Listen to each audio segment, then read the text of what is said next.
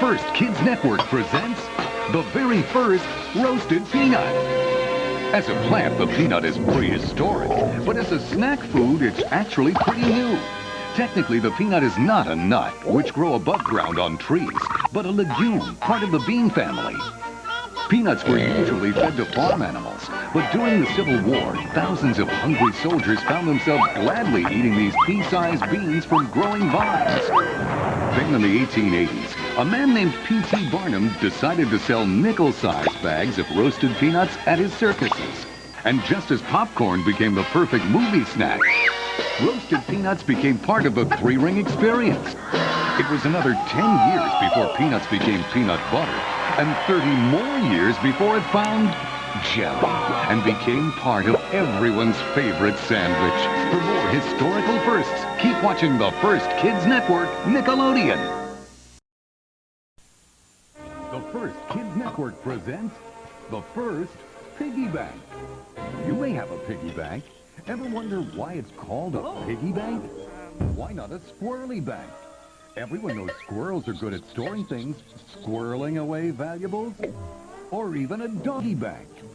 Dogs are man's best friend and are known for being trustworthy. Good boy. So how did a pig come to symbolize the act of saving money? Clay.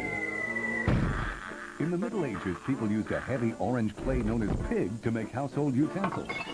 It was cheap and there was lots of it. Most people then, as now, saved their money in kitchen jars or pig jars. Eventually, jars were no longer made of the orange pig clay, but the name pig stuck.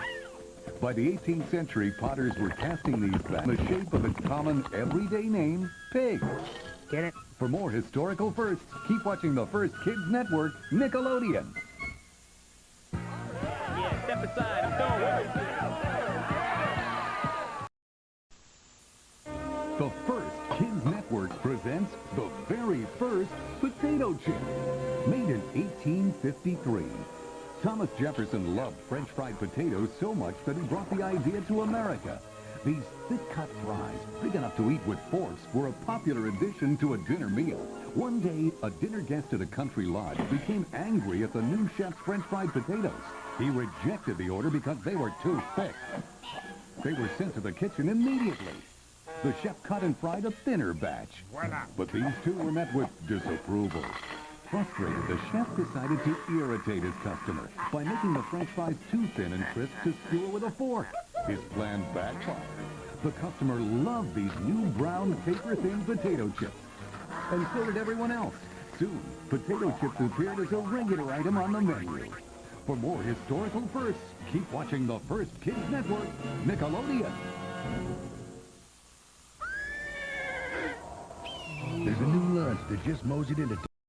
The First Kids Network presents the very first can opener, invented in 1858, 50 years after the invention of the tin can. So how did people open canned foods during all that time? With bayonets, pocket knives, or even guns. In fact, when British explorer Sir William Parry went on his Arctic expedition, he took with him a can of veal which bore the instruction, cut round on the top with a chisel and hammer. It wasn't until 1858 that one Ezra J. Warner of Waterbury, Connecticut, invented the official can opener. And that's a first. For more historical firsts, keep watching the First Kids Network, Nickelodeon.